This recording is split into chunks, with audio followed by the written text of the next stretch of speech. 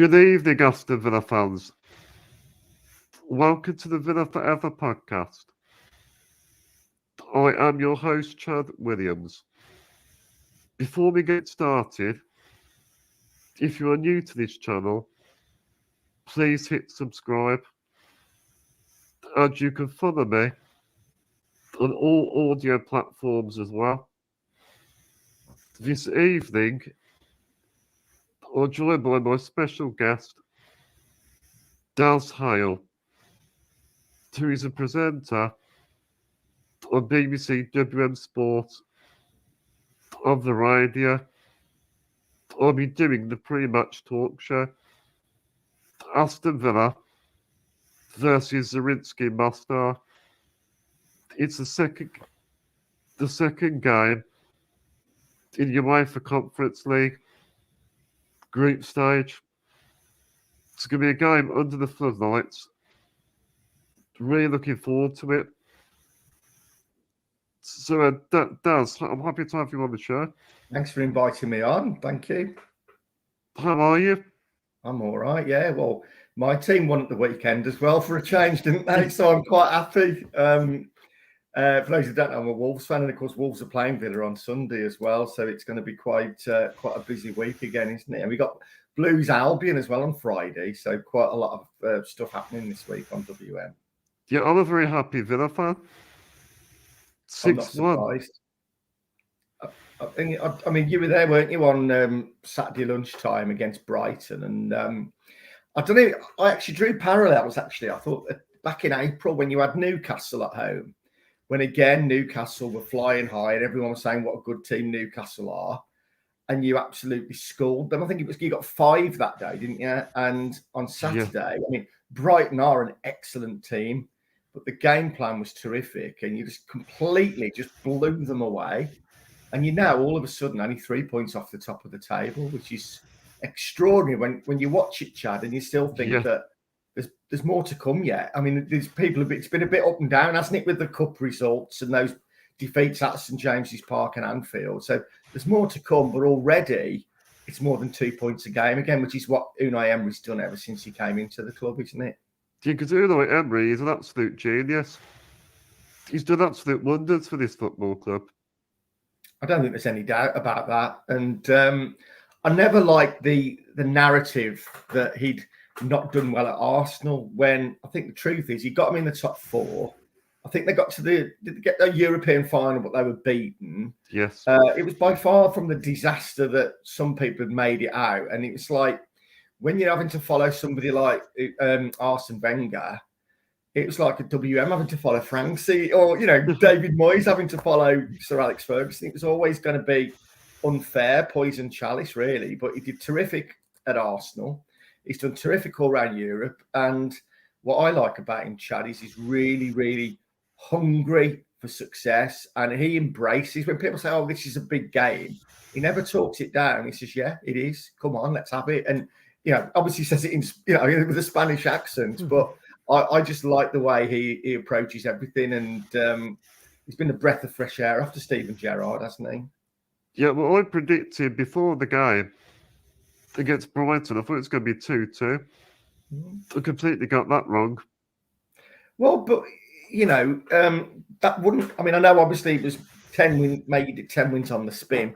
That wouldn't have been the worst result, really, because I say they are a very good team, and like Villa, I do expect them to be. Obviously they finished 6th last season, Brighton, and they're going to be there or thereabouts again this season. So it wouldn't have been the worst result in the world to have had a draw against them. But I think not just the fact that you beat them, but how you beat them will have it's been a bit of a statement. And I think a lot of the other teams, statement. The pundits in the like the national pundits will have looked at that and gone, oh, hang on a minute, Villa are the real deal. Because he was a tactical masterclass. Again, yeah. And not for the first time. But again, I think as well that a lot of credit here, has to go to the players as well, Chad.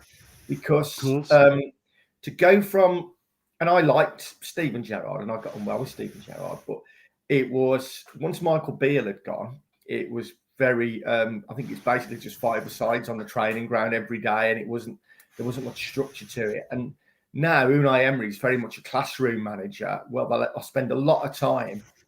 He bombards them with information, and the players have bought into that. Now, some players might have gone, I can't be doing with this. I just want to go and kick a football about, but they've all bought into it.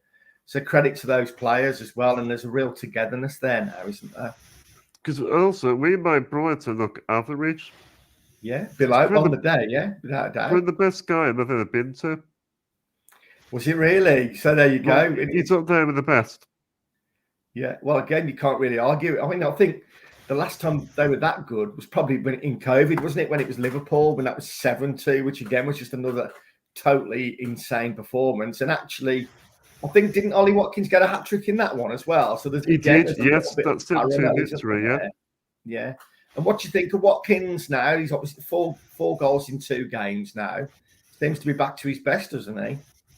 He surely has to be in the conversation for the England squad.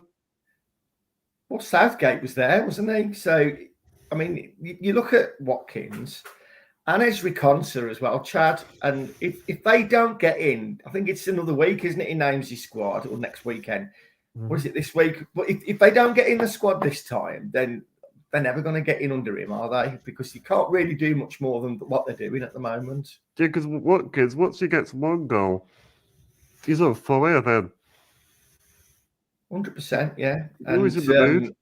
Yeah, I mean, he got his hat trick at Hibs, didn't he? But it was his first league goal at Chelsea, and then again on Saturday, absolutely terrific. And I think the other big thing this season as well is that I think that, correct me if I'm wrong, I think that's now 8 different goal scorers in League and Cup already. And that's really, really encouraging when they're being shared all around the team like that. And again, so it doesn't put too much pressure on your number 9, your centre forward, if other people are chipping in as well. Did you hear about that stat about Watkins at the weekend? Go on. So, but you know about Andy Gray? Yeah. So like the first striker to score 2 consecutive hat tricks in like a season. Is that right? At Villa? Is that right? Yeah, well, 2 hat tricks at Villa, yeah. Well, I didn't know that. Which is an amazing record, and he beat it, Watkins. Yeah. Do you remember Andy Gray as a player? I do know. I've seen the videos of him before my time. Yeah, he was fantastic. They used to say about Andy Gray that he put his head in where other people would think twice about putting their boots. He was very, very brave. And again, he actually moved from Villa to Wolves, and he ended back up Villa a few years later as well. He was a fantastic player, and I think he's been back just recently as well. He spends a lot of time in Dubai or somewhere like that, isn't it, with Richard Keys doing telly. But he's been back just recently, and I know that he's a player that if anybody saw him, you couldn't, he was one of the bravest players I've ever seen. Well, before we get more into the talk show, Daz, I just thought to spread awareness about Duchenne muscular dystrophy. Can you spread awareness for me, Daz? Absolutely, mate. I mean, you know that you've been on the programme before, and you're always welcome to come on and chat.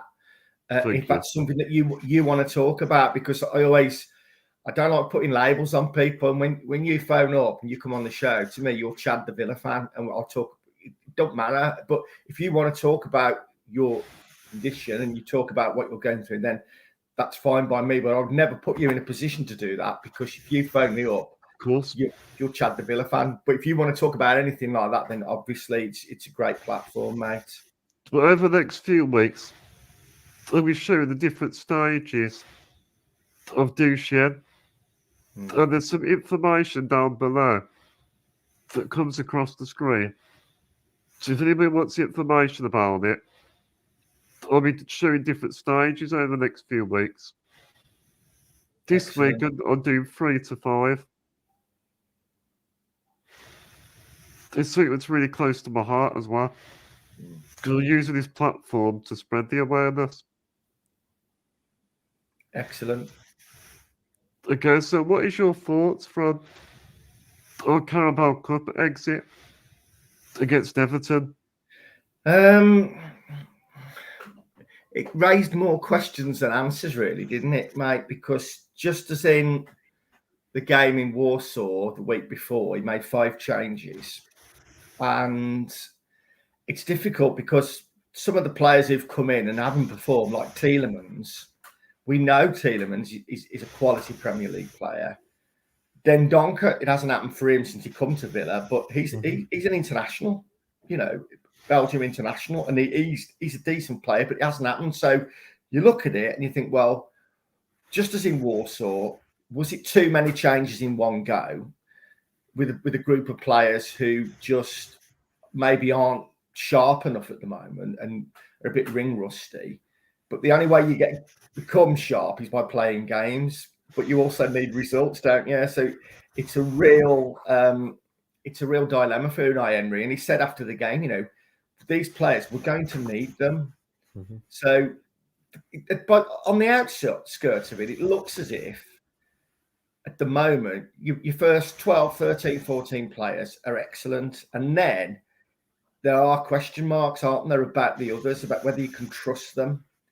And we've seen when he's made big changes, not big changes, 5 changes in Europe, 5 changes in the Carabao Cup, that he struggled, which then bears the question, what's he going to do on Thursday night? Because you can't afford to take any liberties selection-wise for this one, because after what happened in Warsaw, you need to win. So it'll be interesting to see if he goes with what you call his strongest 11 to start with, against. Now, I was going to say get the game done, but these were 3-0 down in match day 1 and ended up winning, didn't they, Zrinjski? But they beat AZ Alkmaar.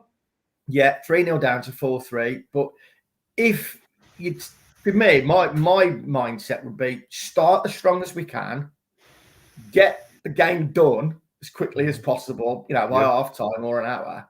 And then you got 5 substitutions. Then you can take the players off and give them a bit of a rest ahead of Molineux on Sunday. But I think the difference this time as well, Chad, is that you haven't got to travel back from Poland. You haven't got to travel down to London for when you actually won on the Sunday anyway at Chelsea. You're at home, and then you can even tootle along on the morning to Wolverhampton, can't you? So there isn't going to be the same sort of recovery that's going to be needed, I don't think, than it was in the first game. What it is, we need to go for some silverware. Well, he wants to, and obviously you've lost one option. Do you think, actually, as frustrating as it was whenever it was, Tuesday, Wednesday, do you think it might actually end up being a little bit of a blessing in disguise with how many fixtures that you've got? Yeah, I think with the going out the Carabao Cup, I think definitely that's a good thing, I think. Didn't feel like it at the time, but... well, it's one less game to worry about. And I think obviously you've still got the FA Cup, but this season, if you can, obviously the Carabao Cup's the shortest route to Europe, in as much as if you'd have won, you'd have been through to the last 16, and you can quickly get qualify for Europe again. But looking at it, it's going great in the Premier League with more to come. What would you say the real icing on the cake this season would be going all the way in this competition and do what West Ham did last year? Yeah, what I would do is I'd prioritise the Premier League and the Conference League. So do a good league position, get maybe like top 6, and maybe win a trophy with the Conference League. That'd be brilliant. And the other thing is as well, it's not been decided yet. It may even be top 5 in the Champions League at the end of the season. Or even the Champions League could be possible. Yeah, it is. I think it is anyway. But it might even be the top 5 because the restructure in the Champions League, and there's going to be more teams in it. But they haven't announced yet where are these extra places going to come from. So there's every chance that a 5th place finish this season could even get you in the Champions League. And at the moment, that's not beyond the realms, is it? So I think he's got to just try and keep the pot bubbling with both. But everybody, people always talk about money, don't they? But it's fans, it's memories, isn't it? Not money. And you want to go to finals, you want to win things. You don't care about how much money the club are making out of it. But Emery, though, he's got a good record. He's got a great record in Emery in European competitions. Yeah, he has. Well, in the Europa League, Especially the Europa League, yeah. Has he won it more than anyone else? I think he won it 4 times or something. Yeah, that's it. Because it was with Sevilla. Yeah. So, and the thing there, Chad, is that he knows how to deal with the Sunday, Thursday thing, because he's done it for years. And there's a lot of those players who have as well. Not all of them, but a lot of those players have got European experience. So it's not a new thing to a lot of them. This rhythm they've got to get into about playing on Thursday nights. And I think the key now, though, is that you have to win this Thursday. After what happened in the first game, you have to win this match, I think. Because have we got 5 games left in that competition? Yeah. And I think you can afford to lose one generally to get out of the group, and you've done that already. What did you? I know it's going back a little bit, but what do you think happened that night? Do you think it was a little bit of complacency, or was it just the fact that too many people on the night just didn't play well, which can happen, can't it? I think we should have controlled the game a lot better. Mm. And also, I thought Chambers struggled as well. He had a really poor night, didn't he? And interestingly, I know he was back on the bench at the weekend, but he wasn't involved at all against Everton in the Carabao Cup.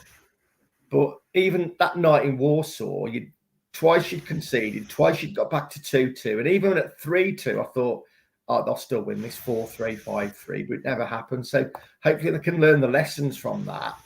And then I think I think we might have underestimated them. Maybe, yes. Because what it is, no matter who it is, that won't happen again. No, it won't happen again, because Europe's difficult. No matter who you play against, you've got to give 100%. Yeah, and of course, for a lot of these players, the team that you were playing, Legia Warsaw, I didn't know much about them, and I'm sure that the Villa staff would have done their preparation for it, and the players. But again, 5 changes, a few players who were undercooked, but that's gone now. And what would you do team-wise then on Thursday? What if you were Unai Emery? How would you approach it? I'll rest a few. I won't rest too many. I'll play Paul Torres. I'll start him. And Matty Cash. Put him instead of Chambers. Yeah. Would you start with Ollie, or would you give John Duran another go? I'll give John Duran another go. I like him, I really like him. I like his physical presence. Yeah. Some people have compared him a little bit to Benteke, and you can see that, can't you? Very similar. I remember that goal he scored against Crystal Palace. Yeah. That was very similar. He chested it down and bosh, nearly broke the net all in one movement. What a rocket that was. That was an amazing goal. Fantastic night. Yeah.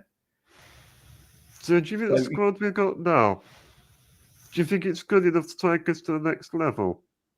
What would you say is the next level, Chad? How would you define that? I think top 4, but I think we need maybe a backup goalkeeper. Definitely. And we need maybe another striker to battle for Watkins, maybe competition. I said earlier that I think that 12, 13, 14 players are top draw, but I'm with you. I don't think you wouldn't want, and Olsen's done okay when he's coming in the cup games, but you wouldn't want him playing week in, week out, would you? So I agree with you. And I was a little bit surprised actually, because Kasper Schmeichel was a free agent for a while. I think he's gone to Anderlecht now, and obviously his dad ended up at Villa as well. I scored a goal actually. Someone like him would have been really, really, I think, really added something. But again, I'm not quite sure how good he is with his feet, which is something that they want with the modern day goalkeeper now. I think if you look at the progress that you've made since Unai Emery came in, I think it was end of October, wasn't it, last year? Yes, it was, yeah. So, it's come on leaps and bounds. And so it looks like you've done some decent business in the January window. And again, some of those players still just to bed in. And some of them have perhaps have to be brought in sooner than he'd wanted to. So if you can have a good January window again, and let's not forget that Villa will be very attractive to other players. If you're in the top 5 or 6 and you're going well in Europe, then if there's another 3 or 4 teams in for player X, then you're going to be very attractive proposition for the players. So the better you're doing, the more opportunities to attract really good players. And I know they've got to be wary of FFP, the bane of everybody's life, FFP, mate, which is why I think they took the decision to sell Archer and Aaron Ramsey just to try and balance the books a little bit. So that is a consideration as well. But I think you're moving in the right. I enjoy the ride. It's what you've got on leaps and bounds in the last year. Because I think as fans, you just want to see your club progressing, don't you? And things getting better. And it's not last season. So I was happy with top 10. Yeah, we did 7th there, which is amazing.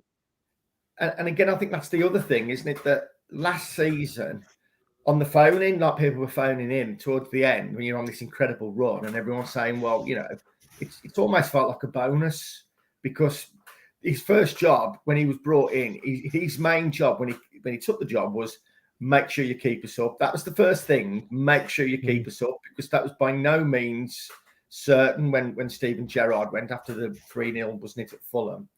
It did that, basically done that by January with the results that you had. And then it was like, okay, FA Cup run and try and get us in the top 10. Well, the FA Cup thing we won't talk about.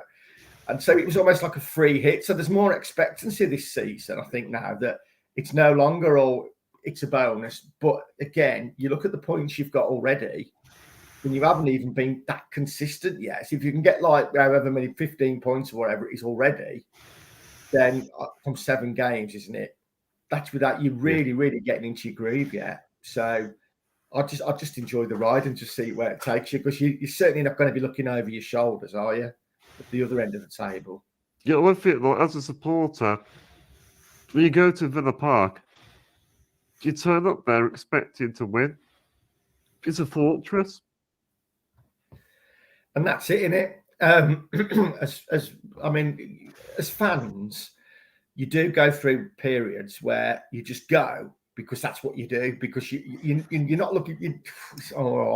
I'm a fan, so I'm going, and you're loyal, and you don't really. You go almost out of duty sometimes, and I think it was like that for a long time down at Villa, and then it's changed now.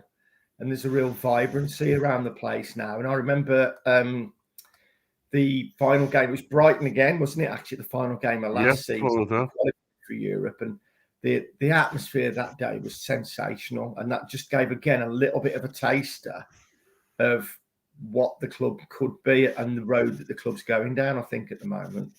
What it is, it gives me the goosebumps hearing the fans chant. Yeah. It's such a feel-good factor there now. Yeah. Well, to have won, I mean, they'd already won 10 on the spin, really, because they'd beat Hibernian, haven't they, as well? So it was 10 home wins on the spin. Then they lost to Everton, won again on Saturday. So 10 Premier League home victories is just incredible. And the other thing is that, if you remember, I think they'd let 4 in against, was it Arsenal, and 4 in against Leicester or someone, and you were shipping a lot of goals. And I have to go and see Unai Emery most weeks, actually, for the pre-match press conference. And at that time, he was just saying, like, clean sheets. We've got to get clean sheets. And if you look back at those to win 10 games on the spin at home in the Premier League is incredible. But you've hardly let any goals in. I'm not sure. Was it about 3 or 4 goals you've let in that time? We've got a good record. Really. Because Unai Emery keeps breaking record after record. Yeah. And again, if you actually look back on, I mean, defensively as well, they've had so much disruption with what happened with Tyrone Mings in the very first game of the season. And then obviously you've had Moreno out. You've had, was it Carlos got injured again, although he's back now. So he's not really been able to pick a particularly settled back line so far either. So again, I think that's, and Martinez missed a game as well, didn't he? I think so. It's just going to get stronger and stronger. I think the more games that they play together. It's not like against Man United. Like, like last season, when we haven't beaten them in 27 years, Yeah, and we completely changed that record and go and beat them straight away. yeah. So yeah, it's a completely different mindset around the place now, and I think the other good thing is the way that you can see that the players, they've all bought into what he's trying to do, and I think John. I mean, people were saying, well, why was John McGinn left back last week for half the game against Everton? Well, clearly he didn't want to risk Luca Digne for the full 90 because he's the only left back you've got fit. And so your captain's gone, you know what, Gaffer, I'll go and do a job for you. He's not a left back. Of course, he's not a left back. No. But he said, as captain, right, I'll play there. I'll do a job for you tonight.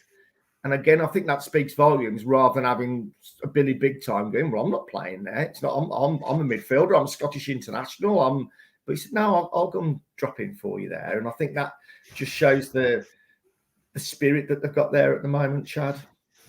So what is your verdict for the Brighton game? It was incredible, wasn't it? It's absolutely extraordinary. And again, the thing that, because again, Brighton had that little spell at the start of the second half, but each time they had a spell, you rode it out. Obviously, they scored their goal, and you thought this might get interesting now.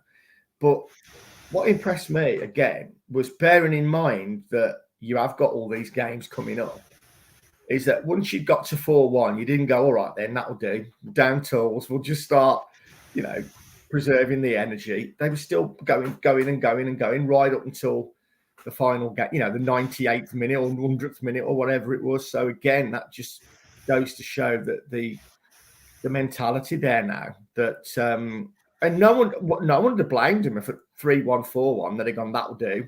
We'd declare, got a game on Thursday, but no, still kept pushing on. And I think that's, as a fan, that's what you want to see, innit, mate? And also, another tactical game plan. Another way we pressurise them. Yeah. Constant pressing non-stop. And that was really interesting because I absolutely agree, because again, with them, they're so good technically, but clearly the game plan was get in their faces, do not give them a second on the ball, and to keep that going for, again, 100 minutes, that tempo and that intensity shows how fit they are, because that's a big ask.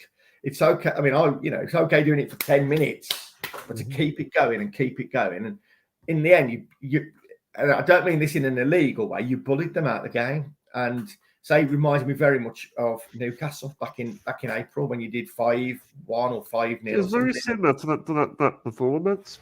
Yeah, I thought so. Yeah, I thought so. So that only bodes well, because up until that game on Saturday, obviously you'd played two really good teams, you would say, in Newcastle and in Liverpool, both away, and had bad days. Then you went and won at Chelsea, and I don't think that, again, all the national media are talking about what went wrong for Chelsea. Well, you'd played in Poland 3 days before. You went to Chelsea, you still won the game and kept a clean sheet. So I don't think you had enough credit for that, because they're going to be, all right, they ain't the Chelsea they were of a couple of years ago, but they're still going to be, I think, in the top 6 or 7 come the end of the season. But to have a team like Brighton at home, who are excellent, to not just beat them, but to absolutely blow them away, as I said before, just sends out a real statement, I think. And Brighton are a really good side. Yeah, and it'll give the players real belief as well, Chad.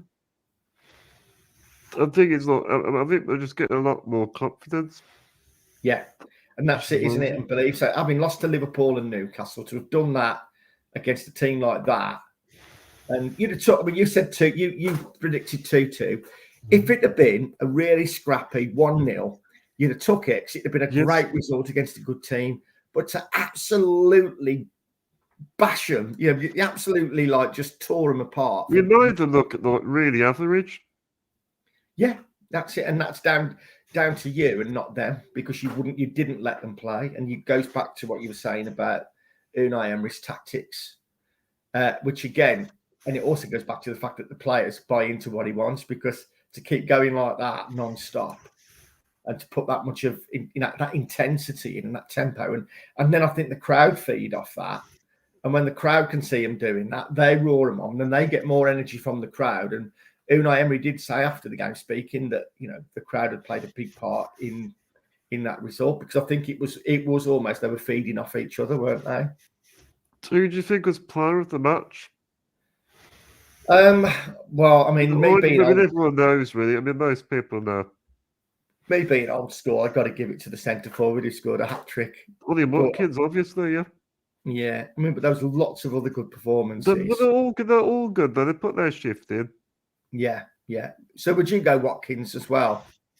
I'll go Watkins. He was on fire, but not because of his hat trick.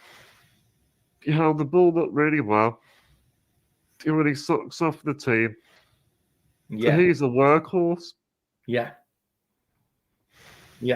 And he'd had a bit of a slow start to the season, although he did get the hat trick in Edinburgh. But to have got 4 in 2 games now in the Premier League, obviously the winning goal as well at Stamford Bridge. So he's back in the groove now, which has got to be good, hasn't it? And we mentioned him before. He's also now got another option in John Duran, who, when he brought him in January, we saw little bits of him. I think he hit the crossbar at Man City, didn't he, off the bench? But we hardly saw him pre-season, and I was beginning to wonder whether he'd get loaned out somewhere. But apparently he'd had a bit of an injury, which is why he hadn't featured much. But he's really come to the party now. Has he got three goals, is it, in all competitions? Yes, that's right, yeah. Yeah, so he's another, and he's different to anything else you've got, really, I'd say, at the moment. So it gives Unai Emery another option, doesn't it? We'll go back to Watkins. He does great work off the ball as well. Yeah. Because as a striker, even when you don't score goals, it's about what you contribute to the team as well. Yeah. And the work thing is you have to do that or you don't play for Unai Emery, which is why I think Philip Coutinho, in the end, wonderful footballer, but especially away from home, he wouldn't always put in the hard yards, if you know what I mean, when he hadn't got the ball. And you won't get in Unai Emery's team if you're not prepared to do the stuff when you haven't got the ball. And and that's simple as that. If you don't do that, you don't get in the team, and which again I applaud. What do you expect from your UEFA Conference League group stage game against Zrinjski MOSTAR? What do you think? I think it'd be a fairly comfortable win, I think. Because being at home, we're good at home as well. Yeah, I mean, again, bearing in mind that they were 3-0 down in the last game, obviously by half time, I think. Was it 4-3? Was it? Or something? Yeah, and credit to them, the way, I don't know whether Alkmaar were on the pop at half time. I don't know what we're on. And credit to them. But for me, I think a lot of it will depend on the team selection, Chad. And if he picks a strong team, which I think he will, then I agree with you. I think it'll be very comfortable on the night. If he doesn't go with a strong team, then it might be one of these. Well, I still think you'll win, but it might be one of these where you might have to bring some of the big boys off the bench after an hour and just try and get the job done. But I would think that it's difficult to see anything other than a comfortable win on the night, isn't it, really? I think defending has to be better. You mean from in Poland? Yeah, from the last performance. Yeah, it will. Yeah, well, yeah. And again, I mean, that night he'd made a lot of changes, didn't he, at the back? And I think it was, you mentioned Chambers really struggled to get up to the pace of the game. And I think it was the wrong game to throw Clement Longley in as well, because he was still a bit ring rusty. I agree. And then to have to go into that, I would think they'd have been better off keeping him back until the League Cup, the Carabao Cup game in the midweek. So that's what I mean. It's about, like, he's a quality player, but he's just undercooked. So just go with. I would actually be very tempted just to start with the team We played on Saturday lunchtime. It's not the and, strongest team. That's what you have to do. Yeah, get the job done quickly, or get 3 up or 4 up.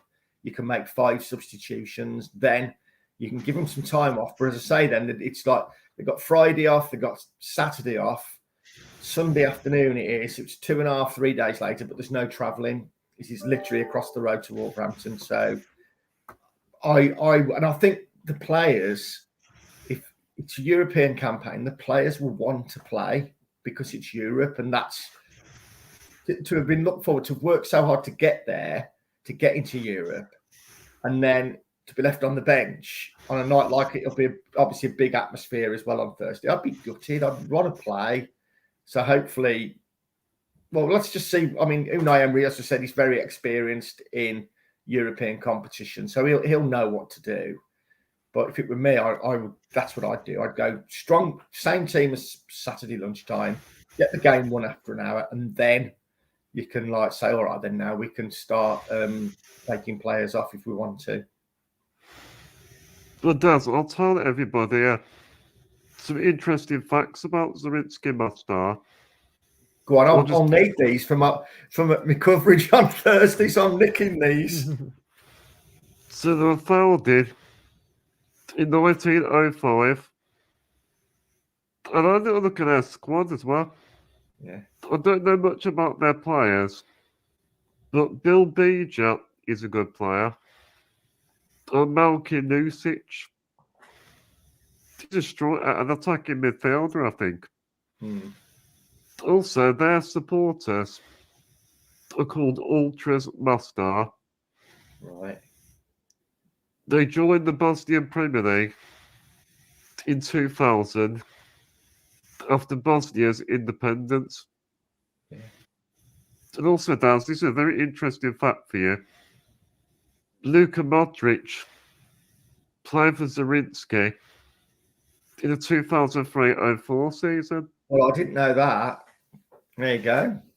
Because it was when Luka Modric... I'm having that stat on Thursday, mate. I'm having that one. No problem. They bring how many tickets they got? Do you know how many they've sold?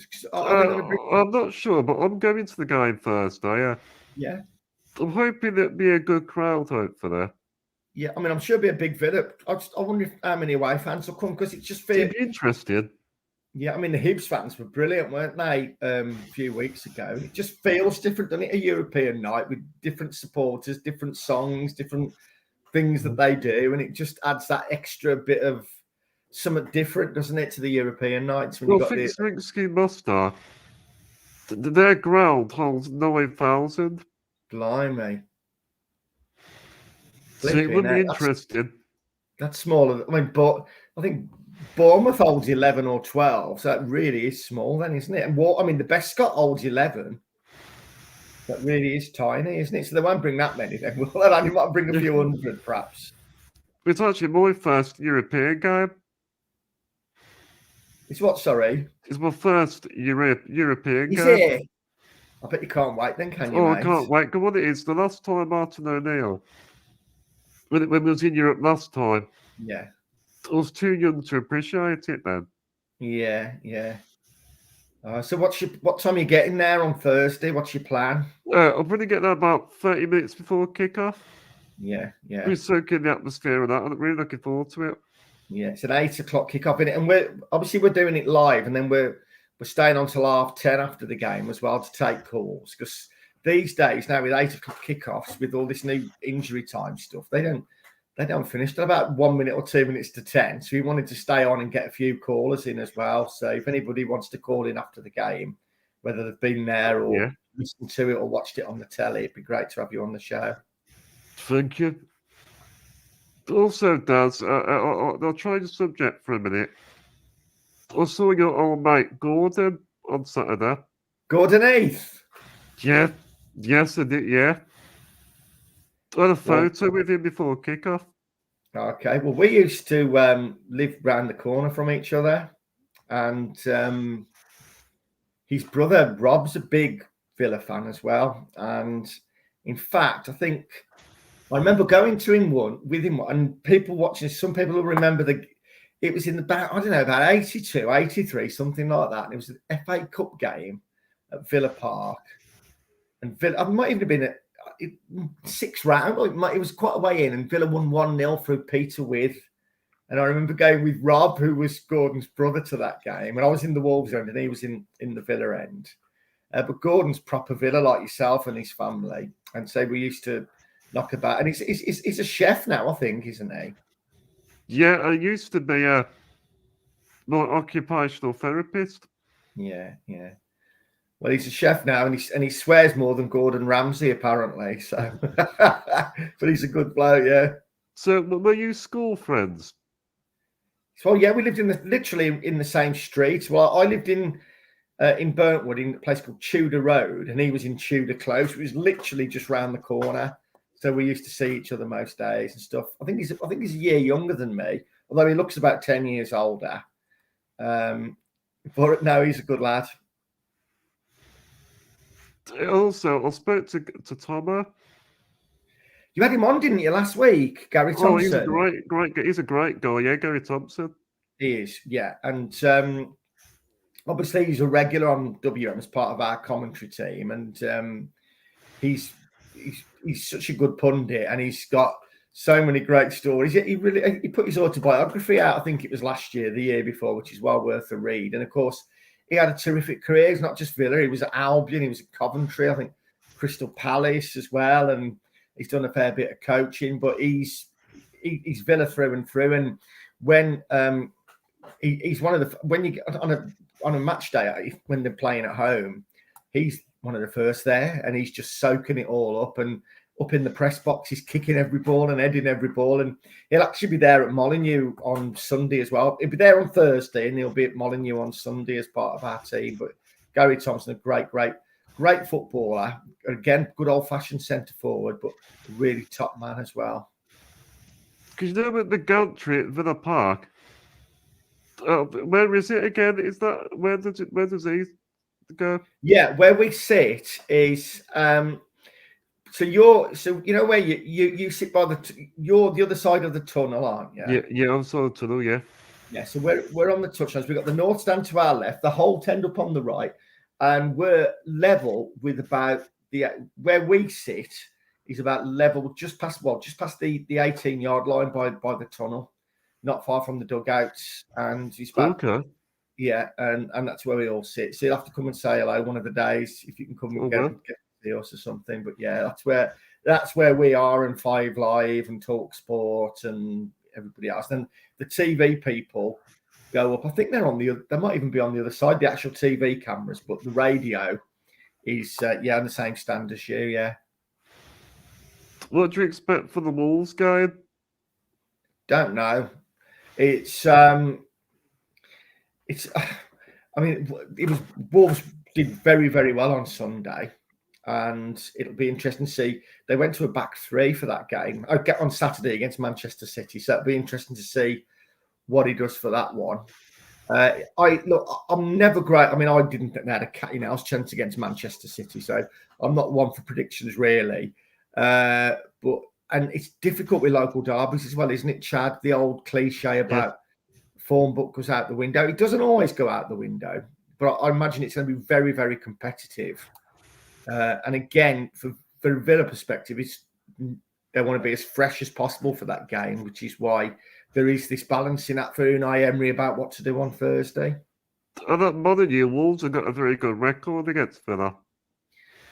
It's been better in the last few years. I mean, we went about 30 odd years and didn't beat Villa at all. But I think I was looking actually the last 10 meetings in League and Cup, home and away. Wolves have won 5, Villa have won 3, including the league tie, and there's been 2 draws. And Wolves have won the last 2 seasons at Molineux, but the season before that, I don't know if you remember, it was in COVID where Anwel El Ghazi scored a last-minute penalty and they won 1-0 at Molineux. So it's not quite as horrific as some Villa fans think it is, that record. They've actually, say in the COVID year, they won, not last year, the year before that, they won at Molineux 1-0. So I wouldn't want to call it. I mean, if you offered me a point now, I'd snatch your hand off personally.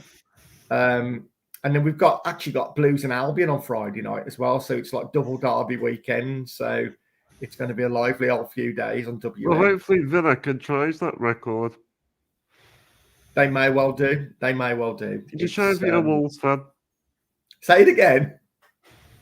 Did you show you're a Wolves fan? So, same religion, different denomination. We all feel the same when we're watching the games. Don't we? Yeah, that's it, really. We're going to give a granddad a little stick as well. Is he a Wolves fan? Yeah, he supports Wolves, yeah. What's his name? Edward Smith. Edward Smith, there we go. Good old Eddie. but yeah, I'm really looking forward to that game. Because also, with Wolves beating Man City and Villa beating Brighton, they both got their titles up. Yeah, that's it. Yeah, and it's not on the telly legally. I know some people do get to watch. Is it not on TV? No, again, it's because it has been moved because Villa are playing on Thursday. So again, just a quick plug: we will have it full match commentary on WM. But I know that some people may find other ways of watching it. But if you can't, then put us on. Even if you can, put us on and listen to it. Yeah, I usually listen to WM. Yeah, great stuff, mate. Well, we're on for an hour after the game. Dennis, well, you'll have to call me up after the game. And if Villa have won, you'll have to give me some stick.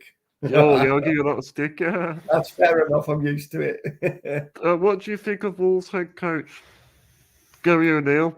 Gary O'Neill. It was an interesting appointment, wasn't it? I think what happened on Saturday will have gone a long way towards convincing people that he's been labelled a PE teacher and all sorts quite unkindly since coming in. It hasn't been a great start, but like Villa, before Saturday, 4 out of the first 6 games had been away, and it's always tough. And they'd played like Liverpool, they played Brighton, they played Manchester United. Then they'd had some tough games, and they played well in parts of them. But Saturday was the first time they really played for 90 minutes. So it's easy to forget, isn't it? And I'm the same, but we've only had 7 matches. It feels like every game now is, and I'm saying that's how I feel. Every game is like a cup final. Every game is the biggest game ever. We're 7 matches into the season, Chad, and no one wants to hear that things take time. And it's great if you hit the ground running straight away, like Emery did, but it's not always the case. But from a Wolves perspective, if you were to say to me, you'll finish bottom 4 this season, I think I'd take that, because then they think that the FFP issues will be clear next summer. So it's just about trying to find 3 teams to finish below them this season. If they can do better than that, like think about Villa last year, if they can do better than that, great. But I think the main thing for Wolves this season is to just make sure they're still in this division in 12 months' time, and then hopefully they'll be able to push on again a little bit. And we have all our banter, and I love it. But for me, my best times was when it wasn't that long ago, 10, 15 years ago, we had Villa, Wolves, Albion and Blues all in the top. And that was, again, the banter was flying around, but actually to have those local derbies and to be in the Premier League and that was something special. Of course, you always want to beat the other team. Of course you do. No, I'm not insulting anyone's intelligence by pretending any different, but to have 4 of our teams up there, it was something special. So hopefully it will happen in the future. Yeah, so I'd love that if we could get that again, and that would be really put us on the map and maybe get a little bit more coverage nationally as well, because you know what it's like, don't we? And it makes me laugh now how Liverpool have been on the wrong end of one VAR decision and they want things done about it and questioning the integrity of the sport. And we all know that they've benefited more than anyone factually over the last few years. So it's funny now they're questioning the integrity of the sport. Now they've had one decision go against them. Well, is Wolves have lost a few of their best players. Yeah, they have. Yeah, the one who was regular in the first team last season was Neves, who was wonderful, and I was surprised where he went, mind you. But in one way, it's good because he's not playing against us. A lot of the others weren't actually getting much game time in the end. Like people like Raul Jimenez and João Moutinho and Adama Traore and Nathan Collins, who went to Brentford for 23 million. He wasn't in the team. Connor Cody had been on loan at Everton and he wasn't going to be in the team. So there's a lot of big names went, but actually, apart from Neves, none of them were first team regulars. But they haven't. The squad's a lot thinner because they brought in 4 or 5 players just before the deadline. Actually, Matt Doherty came back earlier than that. But a lot of those players are just still bedding in at the moment. Some of them haven't played yet, so the squad's not as, going back to what we're on about the Villa squad. The Wolves squad depth is nowhere near what it was of even like 6 months ago. So Daz, can you give me some score predictions for Thursday and Sunday? Right, for Thursday, 4-0. Yeah. And you know what? On Sunday, I've got a stat for you, right? And I might, if there's any second this stat could go wrong. Unai is a Premier League manager, either at Arsenal or Aston Villa. Well, that's an interesting fact. Yeah, he's never had one. And I'm going to go for... I'm not really selling the programme on Sunday. I'm going to go for 0-0. I think it might be a goalless draw. And I'd take that now. But What about you? Predictions? Yeah, on Thursday, what are yours? I'm going to go 4-1 on Thursday. Yeah. I'm very confident. And against Wolves, I'm going to go 2-1 Aston Villa. Right, I'm off. See ya. Man, I think it'd be close either way anyway, I think. Daz, if you could, can you spread the word about my podcast? Very much so. I'll mention it tomorrow on the football phone in and say I've been on it. And ask and get people to try and I'll get people to subscribe to it as well, mate. Yeah, it'd be a pleasure. Also, what I can do is as well, Daz, I can take you in on Twitter. Yeah, please do. Yeah, and I'll retweet it. Yeah, and then you'll have to phone me up this week in the next few days and come on and obviously plug your podcast as well and muscular dystrophy and we'll. I really appreciate that. Yeah, of course, mate. And thank you very much for inviting me on tonight. I've really enjoyed it. Daz, I'm going to go through some more comments. Okay. Look. Can we talk Chelsea? Is there any way that they don't win the Conference League? You guys are flying. Good luck for the season. That's nice. To go to the one. Do you think this is better than the O'Neill period? I think it could be. Don't you? 100%. I think, yeah, it's the best team I've seen in years. I think it could well be.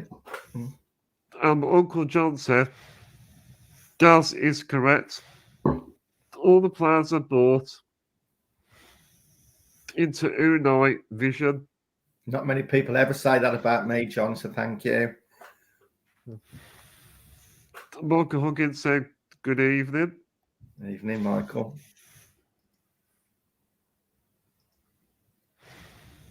Uncle Huggins said, on my way home, I'll send my dropper out. We'll catch up later. Thank you for watching, mate. Michael Huggins said, let me start strong and kill the game. Yep, that's what exactly. Yeah.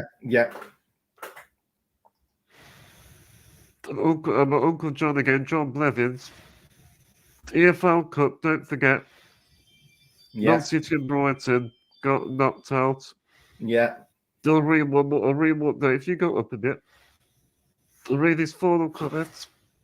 And Boris Moe said, hello from Zrinjski fan. Hopefully you won't smash us too much. Well, thanks, Boris. I mean, the thing is that Zrinjski have already got 3 points, so whatever happens on Thursday, they're still very much in the conversation, aren't they? So who knows what will happen on Thursday night. But Boris, are you coming to the match? That's the year, Boris. Hopefully you come into the game. Well done. So we're going to bring this episode to a close. Okay. I think that's been really. Thank you so much. I've loved it. And thanks ever so much for the invite as well. Really good. Really enjoyed it. Thank you everyone for watching. If you enjoyed this podcast, please give it a like, share and subscribe to the channel. Make sure to keep your post notifications turned on. Also, let me know your thoughts in the comment section below. Thank you so much for your time. The last thing that is left to say is, up the Villa.